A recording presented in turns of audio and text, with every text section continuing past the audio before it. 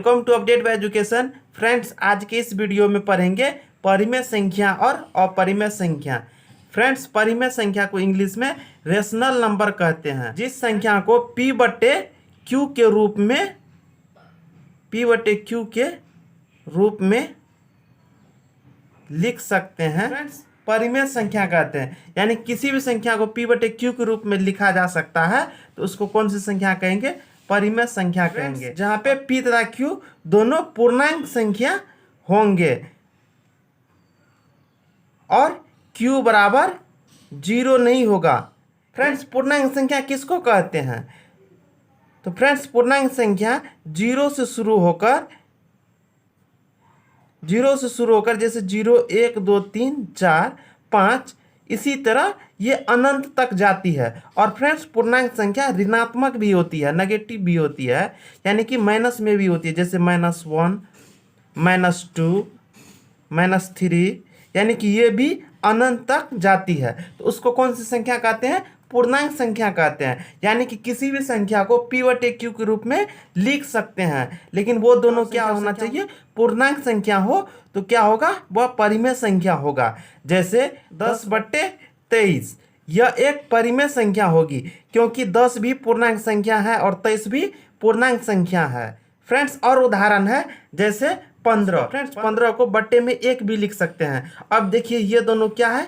पूर्णांक है, तो ये कौन सी संख्या होगी?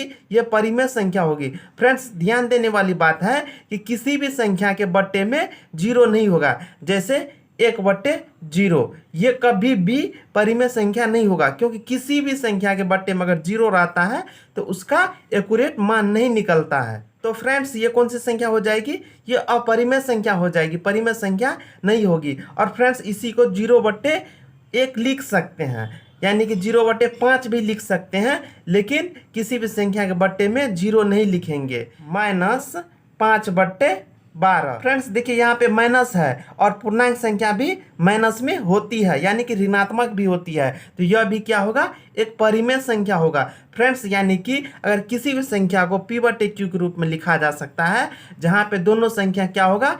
पूर्णांक संख्या होगा और बट्टे में 0 नहीं होगा, यानी कि Q 0 के बराबर नहीं होगा, तो वो कौन सी संख्या होगा?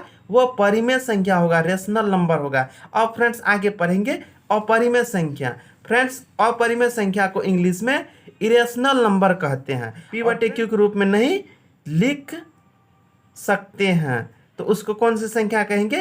अपरिमेय संख्या कहेंगे। यानी जैसे फ्रेंड्स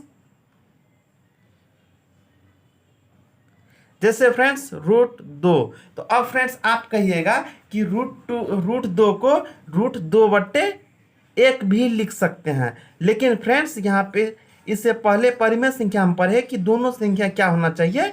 पूर्णांक संख्या होना चाहिए। लेकिन यहाँ पे √2 एक पूर्णांक संख्या नहीं है, क्योंकि √2 का एक्यूरेट मान नहीं निकलता है और ये पूर्णांक संख्या के समूह में नहीं आता है। फ्रेंड्स, यहाँ पे देखिए, ये पूर्णांक नहीं है, लेकिन एक क्या है? पूर्णांक संख्या है। लेकिन दोनों संख्या पूर्णांक होगा तभी परिमेय संख्या होगा, नहीं तो क्या होगा? अपरिमेय संख्या होगा। अब फ्रेंड्स, आप कहिएगा कि रूट में जितने सारी संख्या है सब अपरिमेय संख्या है, लेकिन ऐसा नहीं है। जैसे आपको फ्रेंड्स √16, तो √16 को बाहर निकालेंगे तो क्या हो जाएगा?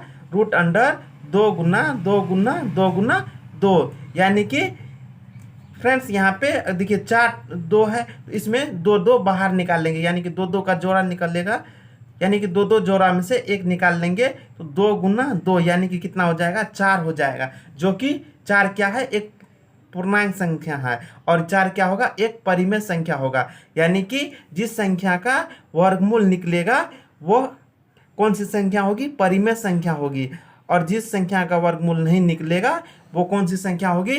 वो अपरिमेय संख्या हो जाएगी। फ्रेंड्स, आज की वीडियो में बस इतना ही। धन्यवाद।